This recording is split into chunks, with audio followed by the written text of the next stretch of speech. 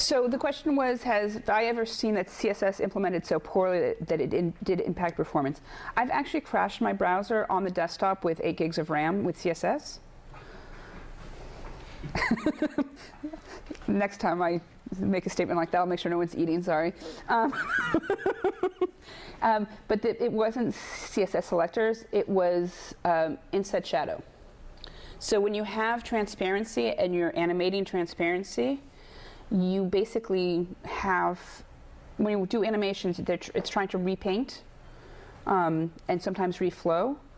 You have 60 frames per second. So you want to basically animate within 16 milliseconds because otherwise it's jumpy. So I had this animation where it would, and also when it paints background images, it paints all of your background images. So it starts with the ones that it's in the way back, so it might be hidden, puts the next one on top of it, the next one on top of it, and measures what the pixel color should be. So if it's adding transparency, it can add the correct transparency. So I had this inset shadow of 46 pixels on a div that was never seen because it was a solid image on top of that. And I debugged JavaScript for 6 hours because I thought I had an infinite loop, because who in their right mind would crash a browser with CSS? But you can.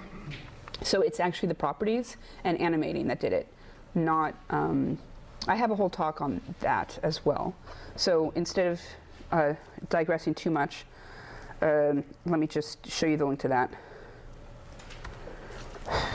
Oh, so when you go to my GitHub page, hard to read, but mobile performance right now is actually CSS performance.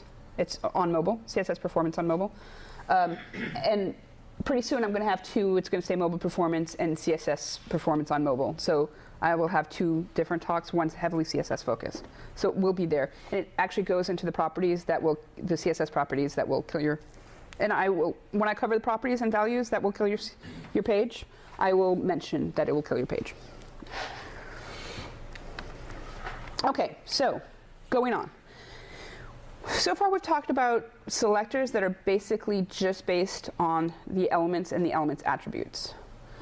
But there's, you can also select elements based on their current state.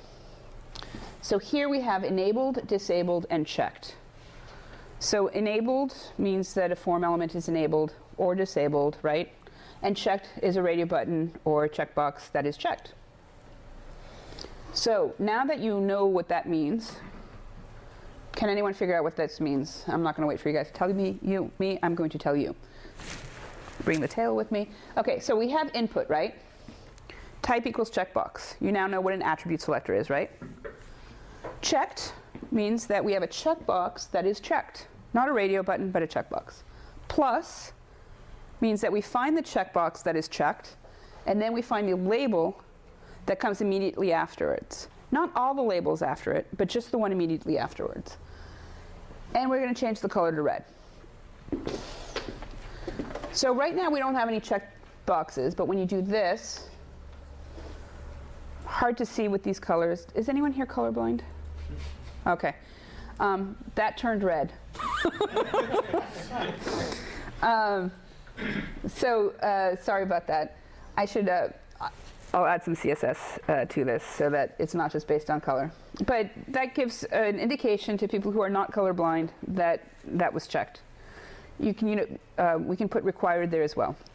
So I actually, like when I figured that out, I thought it was pretty cool, and I figured this out several years ago. But Ryan Seddon from Australia, he's called the CSS Ninja.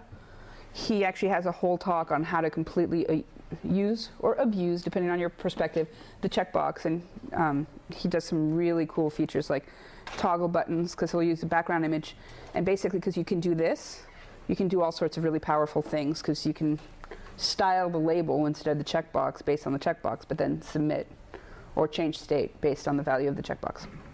So this is actually a really cool little feature. And then with HTML5, we have HTML5 web forms, and just to promote, I'm promoting my talks. I get nothing really out of this except for like absolutely nothing, because I don't even know you clicked on it, because it's GitHub and I don't have stats for GitHub. But you can fork this and then make me feel loved or something. But there is a talk. right here, HTML5 web forms. That goes completely into web forms, but I'm just going to cover it briefly. Have you guys talked about HTML5 web forms in any of your sessions? So next year when you guys do that, you should have a talk on web forms because it's vitally important. So anyway, in HTML5 we have different input types, and you saw that I used date, but there's also type number. And type number has a few attributes with it, which include minimum and maximum and step. So here I basically said minimum 5, maximum 7. And so this will only be valid if it's a minimum of 5 and a maximum of 7, which means 5, 6, and 7 will work. So if I do this and I put 5.2, 5.1, there's no step, so this actually works too, right? If I go up or down, I can only go down to 5 and up to 7. And it's valid, so it's light green. But what I did say is, if it is out of range, make the background pink. So if I go like this, 4, the background turned pink, and the border is red. The border is red because it is invalid. The background is pink because it is out of range. So these are pseudo classes that I've used based on the current state of the UI. Some of them have to do with, required has to do with whether the attribute required is set. But valid and invalid, there is no JavaScript to make those turn pink and green, light green, and the border to change color either. So that's really cool. Now the thing is, so should you start using these selectors now? It's not supported in IE7 or IE8, but this is progressive enhancement, right? I'm indicating to the user that their number is not valid. I should have a backup method. I should still be using back-end validation. Never let your CSS or your JavaScript on the front end validate fully for you. You always want to make sure that it's clean on the back end. But this way, I don't even have to wait for the JavaScript to run at the end of the session if someone does have a modern browser. Yes? If you delete that 4 so it's empty, the red border is still applied. Is there any way to make it go back to its default state after you? It actually, when I loaded the page, it should have been red. It's red. Okay. And it's red because it's invalid. Because it's required. So it's required, and that's why it's not valid. Okay. Is there any way to make it so, when they first load the page, that all the required fields, if you use something like that, would be applying the invalid style? So you're saying that you can.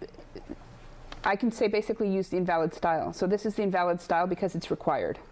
It wouldn't be invalid if it wasn't required. So let's go over here and play with it. So unfortunately, I can't change the HTML because this is a already written page. But you could, actually, I could.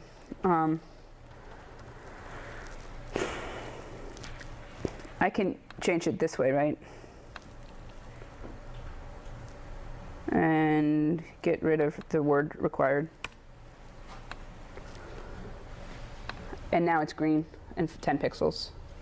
I made it, so it's not required, it's optional, but it's green because it's valid. Does that make sense? Let me just reload it now so that it's back to its original state so that this is actually true. Play with this for a second, and that way you can actually convince yourself that this works. Does anyone know how I did these pages? There's no HTML in this. I mean, there is HTML. There's HTML's on the bottom, CSS is on the top, but there's no JavaScript. Do you guys know how I did that? Because you can do it too. The reason that you can edit this, make this black or whatever, on the fly and it works, is because I actually made the header display block. Then I hid everything in the header except for the last style sheet. And then I made that style sheet content editable. So content editable is an HTML5 attribute that's been around since IE5, but it allows you to edit, and it does change the DOM.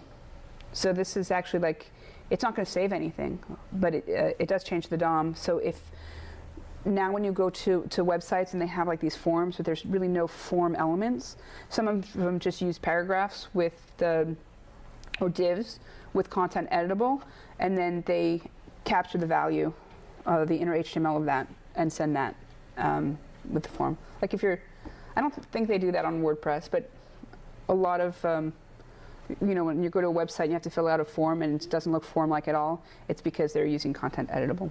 It's been around for so long. Is that just an attribute in the tags? Yes. Okay. So just to show you, actually, why don't I go to a previous one here? So I can just open that up in a new page. If I do view source on this one, see here's the head, here's the first style, and here's the second style. Right there. And it says content editable. That's all I did. Trying to make this completely impossible for anyone to read. So you see the word content editable right there. And then in here, I have head, style, display block, style of first of type, don't show it, and this should actually be displayed none, because it takes up space and it shouldn't. And then last of type, and I put some styling on it. And that's how that page works.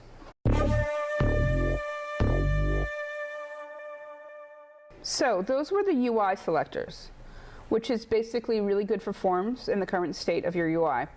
But you can also target elements based on where they're located within the DOM. So we are given these selectors. These we have nth child, last of type, first of type, only of type. So you can do it from the beginning, which is nth child from the top down, or nth last child. So these will target elements based on their relationship to other DOM nodes within the page. And it's basically not just other DOM nodes, it's within the same parent. So when you have a new parent that starts, like you have a div, you know, the body is the parent, and then you have a div. So if you're talking about the paragraphs on the page, it'll be the paragraphs within that div, not within the whole body. So it's always within its, just within its one parent. And the cool thing with these is, like, has anyone ever done a stripe table? Like with one line gray, the next line white? Show of hands. I should just ask who hasn't done that.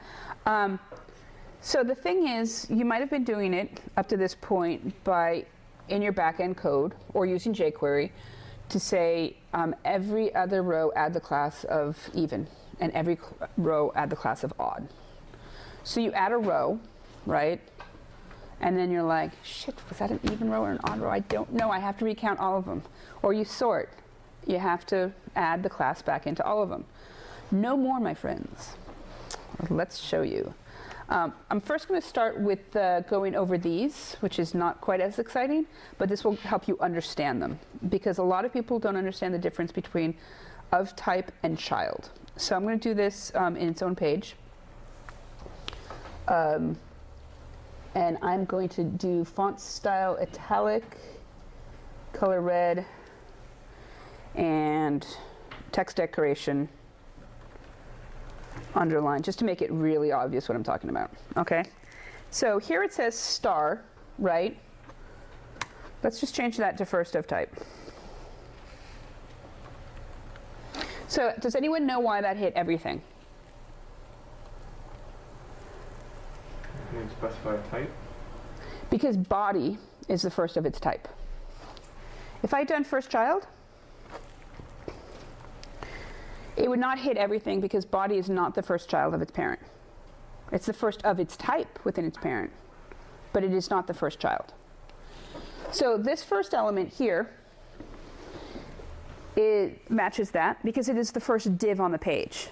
And so these things are inherited from the parent. It's not like it's targeting everything here. But here, this is the first child. This paragraph is the first child of the div. And that is why it's it has the CSS attached to it. Here it's an H1, and there, the last one is an H1. Now if I did last child, it would match everything because body is the last child of its parent, right? So let's just put body in here so it stops matching the body. And here it's matched the last paragraph, the last paragraph, the last paragraph, and here it matched the H1, which happens to be the first and the last child of its parent. So, last of type. So when I do last of type, it matches this H1 because starting from the bottom of this div, it is the last of its type. It's the last H1. So someone asked me about performance. First of type is much more performant than last of type because what happens is the browser has to figure out which one is the last one and then count back from the bottom. Whereas when you do first of type, it sees the first one and then it stops looking. But again, you're talking micromilliseconds. I don't know if micromilliseconds is a word. It should be microseconds. I don't know. Less than a millisecond. So you don't want to abuse it, but feel free to use it. So last of type. So let's do P, last of type. That matches every single last P. And that's not a really good example because, so let's just do first of type. Sometimes I want to prove something and then I realize that my example is not proving anything whatsoever. So first of type is the first paragraph within the div on each one of these, right? Doesn't matter if it's the first thing or not. If it was first child, it would have only matched this one. And let's just prove that with first child. So do you guys get the difference between child and type? Is that confusing anymore to anyone? Usually I go spend like 10 minutes on first child and first of type because people are like, I still don't get it. But you guys are really smart. Either that or completely asleep and don't want to react. Let's see where we are at. Oh, so only child.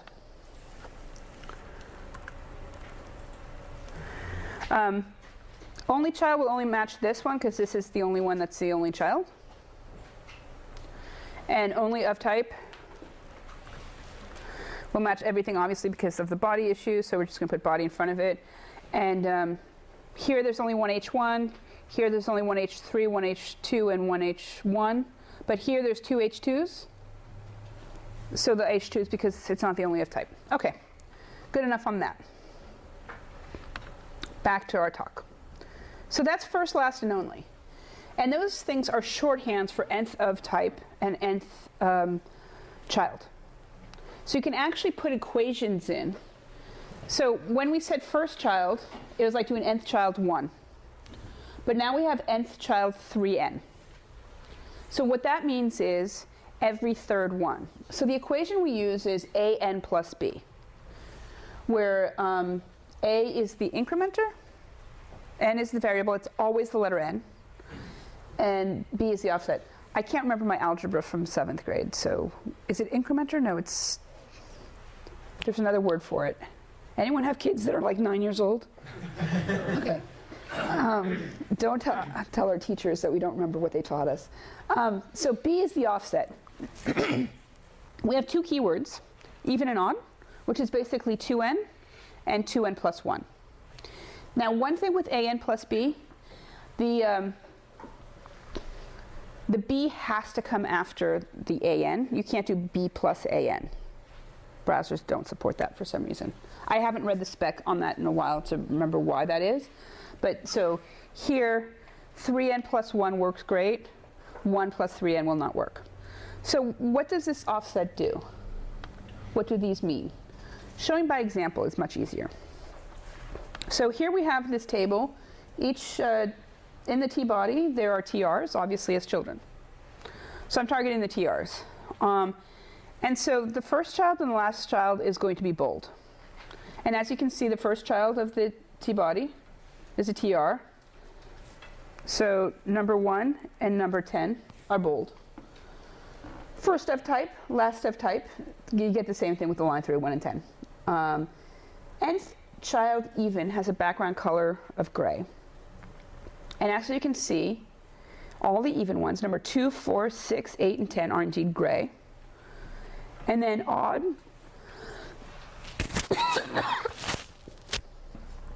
the odd ones are white. I shouldn't lose my voice by 9 a.m. Give me just a second.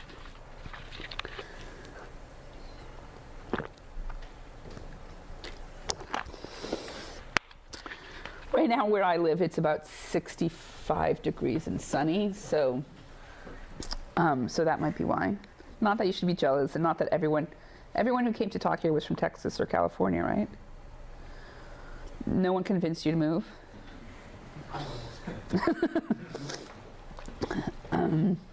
Once you see the pricing of housing, you'll move, you'll come right back.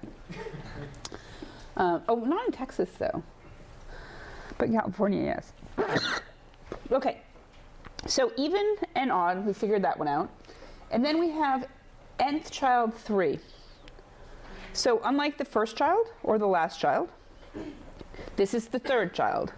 And as you can see, the color is actually gray here, which makes it illegible, but that's okay, because it's just for the example. This is not actually necessarily how you should define things. So 4n, what does 4n mean? It means every fourth. So 4n, it starts with 4, with n being 0. So it would be 0, which doesn't show up. Then 1, so number 4, 2, so 8. So it'd be 4, 8, 12, 16, 20. And as you can see here, number 4 and number 8, if you could, I should actually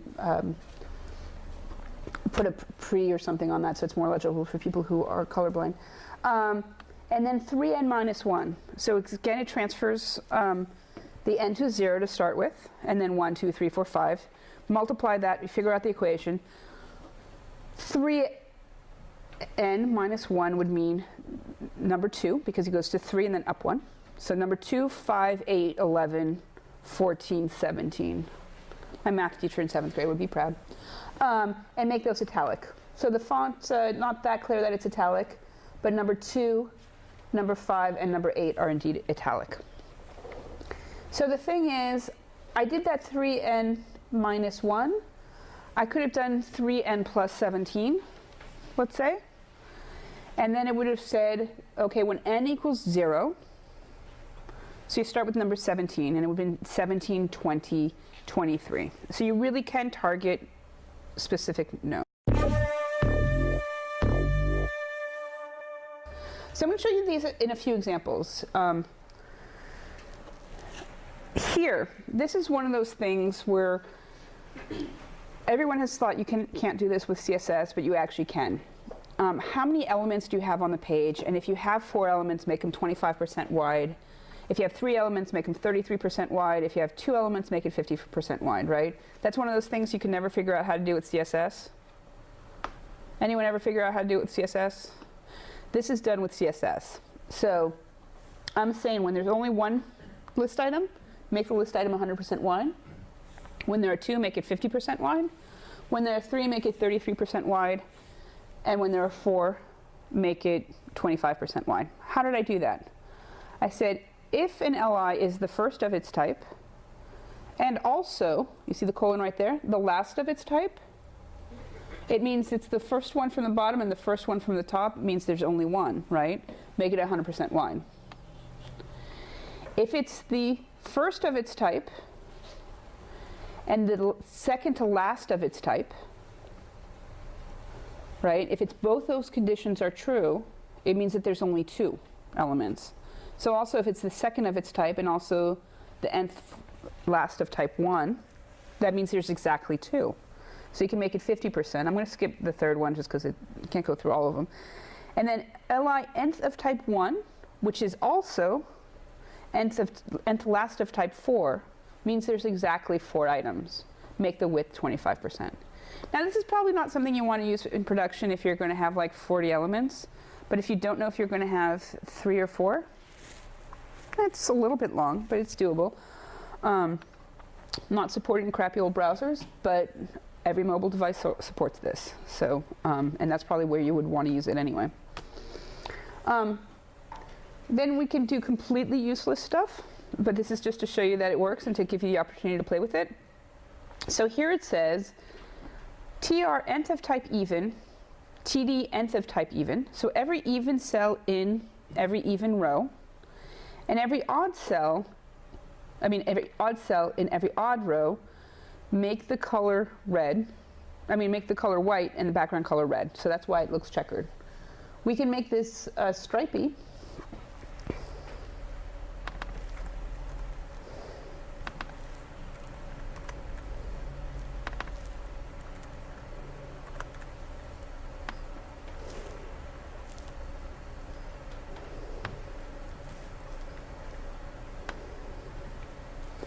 We can do that.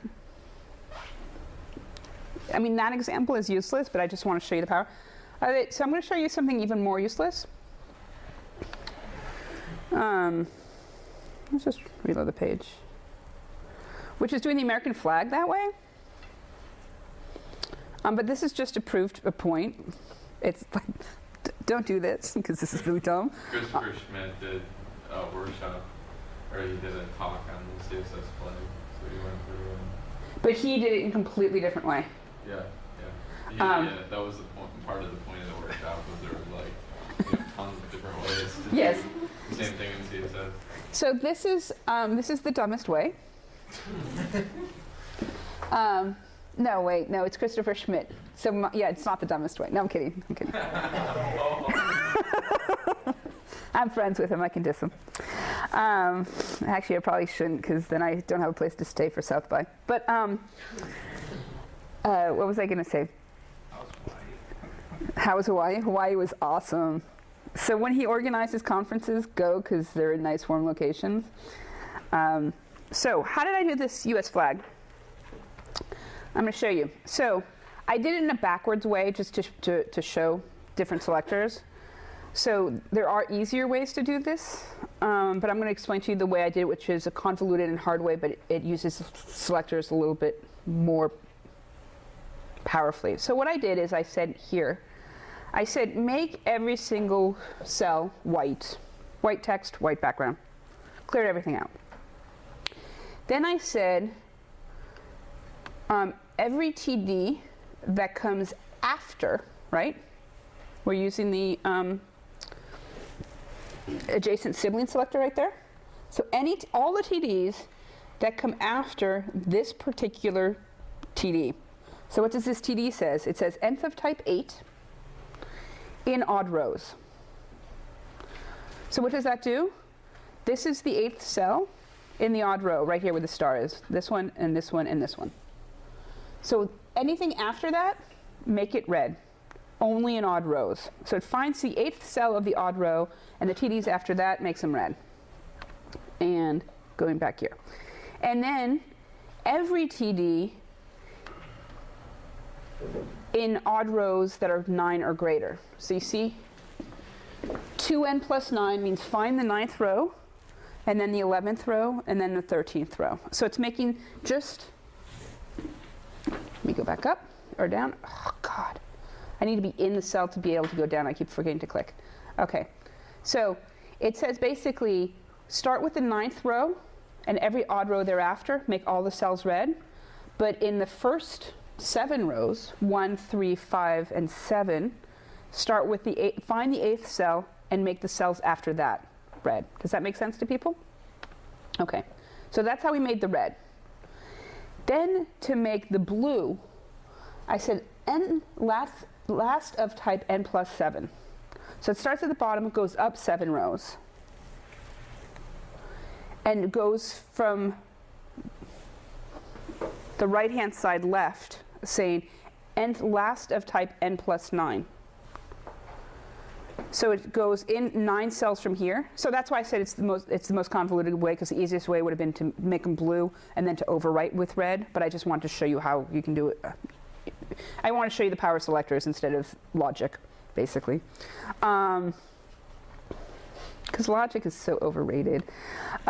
So that's how I did that, made the red and the blue. And then for the stars, I used generated content, and 2605 is a star. And it basically said nth last of type n plus 7, TD nth last of type n plus 9. So it started from the bottom and the right and basically put stars in the top cells. and it made them white. And then I said, for every odd row, move those stars over by 14 pixels. And that's how I did it. So let's go back a cell and just spend like 3 minutes with you guys trying to make striped, or however you want to do it. Just play around with structural selectors. Because if you don't play with these now, you may not get it. And if you're a back-end programmer and this is like all new to you, you might also want to play with this one, the first, last, and only, because that might actually make more sense than striping a table. So take a few minutes to play with those. And if anyone has any questions.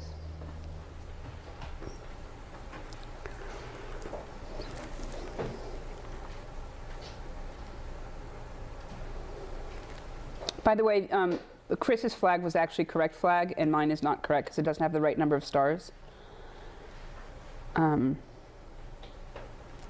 But he's a graphic designer and I'm not. Well, or maybe he cares and I don't. I don't know. So You was see close all the enough. extra stuff he put in there, right? what? You see all the extra stuff he's put in there? I think he's got it so that each star links to a different star. Yeah. And then it like waves back and forth, and then you have like Fireworks fireworks in in the the background. background. Yeah. And sound. It's the fireworks. So while you guys play with this, I will go find his Schmidt. I'll go find his site.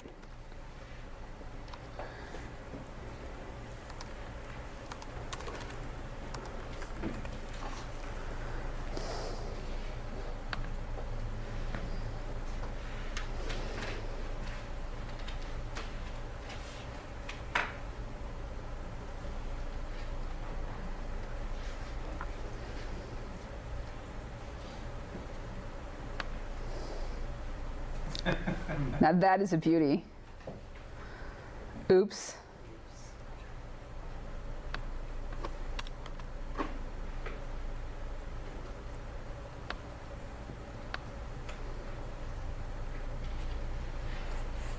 now your flag wins on the technical. Well, yeah, my flag is definitely better at this point. Let's see if we can find a.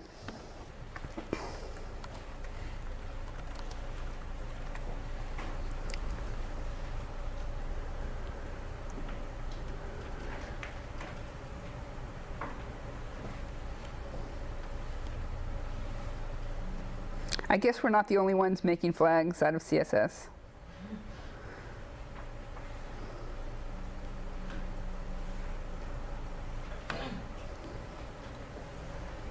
I'll give you another minute while I randomly play with CodePen.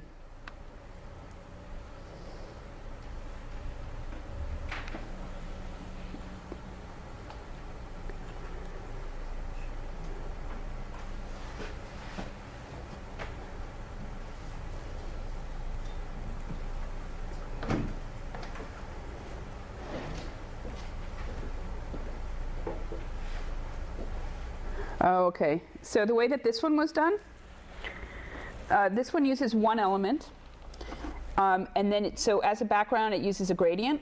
So we're going to learn how to make gradients later on. So it uses a stripe gradient. So it goes from red to white to red to white to red to white. And I can just show you that by changing the color. I also just emailed you Chris Bergman's slide from Okay. the flag. And then what he did is they put a star in, and then so there's two stars, and used a text shadow to make solid stars. So all the stars are actually shadows of these two original stars. Is it done with a character or an image? It is done with, so the generated content is right here, 2605.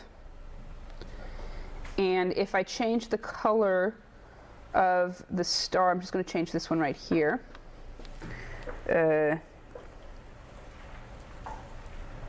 There. You see how that shadow? Change that one right there to red. And I could move it to, I can change the offset. And this is what you do when you're really bored at night. I did my flag on a Friday night, so I As gorgeous as it is where I live, I still stay inside on the computer. So I guess when I was being driven in here today, they're like, but we enjoy our 7 nice days a year. I don't think 7 was said. I added that.